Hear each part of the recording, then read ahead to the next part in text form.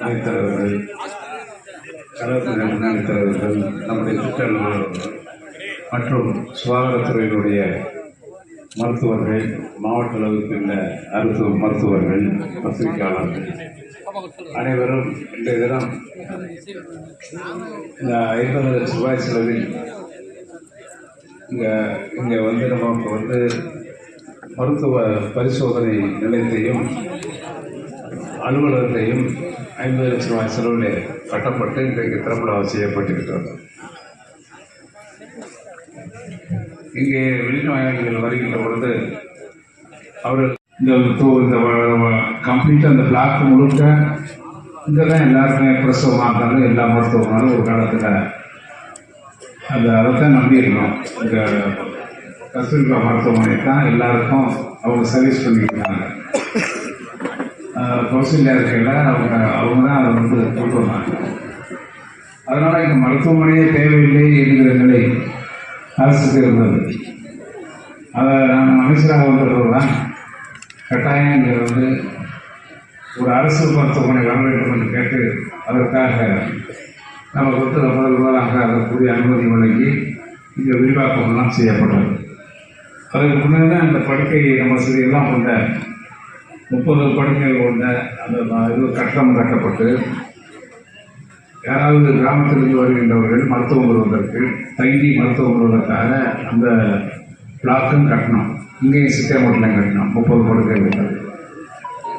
ஆக விரிவாக்கம் என்பது அரசினுடைய கடமையை தொடர்ந்து திராவிட முன்னேற்ற கழக அரசு நம்முடைய உருவாக்கிய ஒரே முதலமைச்சர் நம்முடைய முதல்வர் தளபதி என்பதை மறந்துவிடக்கூடாது.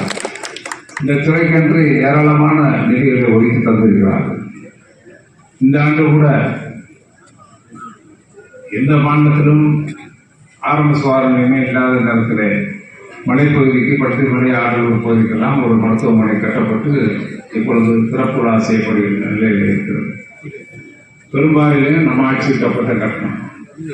இப்போ இங்கே வந்து ஒரு அவசர சிகிச்சை மருத்துவமனை வேண்டும் என்று அவரிடத்தில் கேட்டிருக்கிறேன்.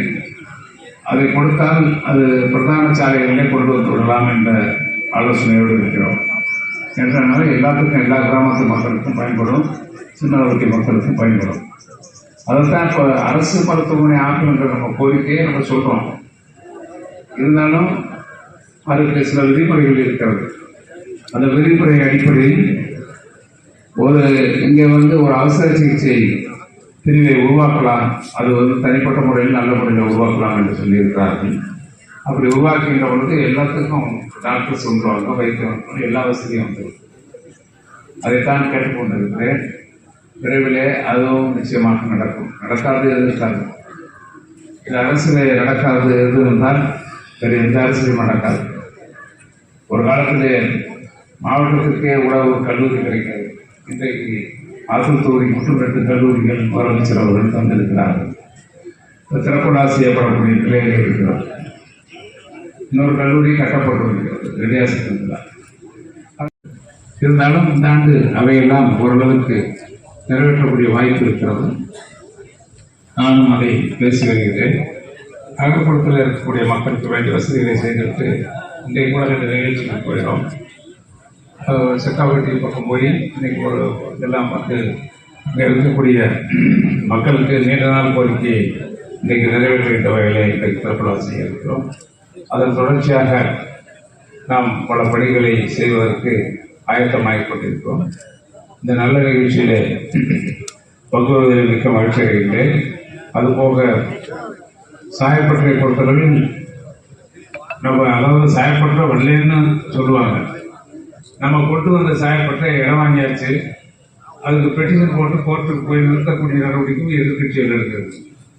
இது இந்த நிலை இருக்கு. அந்த நிலை இருந்தாலும் அதையே முறியடித்து நம்ம அரசு பொறுத்தளவில் இங்கே இருக்க நெசவாளர்களுக்கு வாழ்க்கை தரத்தை இங்கேயே உயர்த்திட வேண்டும், இந்த பகுதியிலே உயர்த்திட வேண்டும். பல முறை பார்வையிட்டு நான் முதல் மந்திரி வந்தோம்னா அது பார்த்து அந்த இடத்த உடனே வாங்க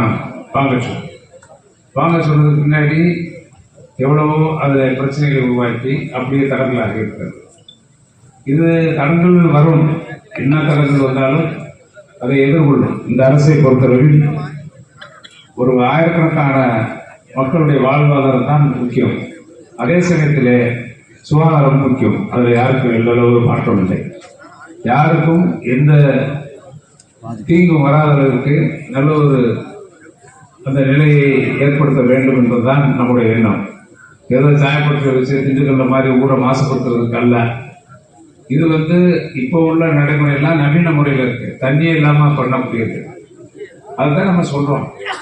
அதாவது அதனால எந்த விளைவும் வராது, எந்த தாக்கமும் இருக்காது, யாருக்கும் இருக்கக்கூடிய மக்களுக்கு தீங்கு வராதுங்கிறத நம்ம பல முறை சொல்லிட்டு இருக்கோம். அதை இந்த இருக்கக்கூடிய கட்சிகள் இந்த ஊர்ல இருக்கக்கூடிய இவ்வளவு நாள் நூற்றுக்கணக்கான ஒரு 200 ஆண்டு இருக்கும். அந்த வாழ்வாதாரத்தை தடுத்துடக்கூடாது.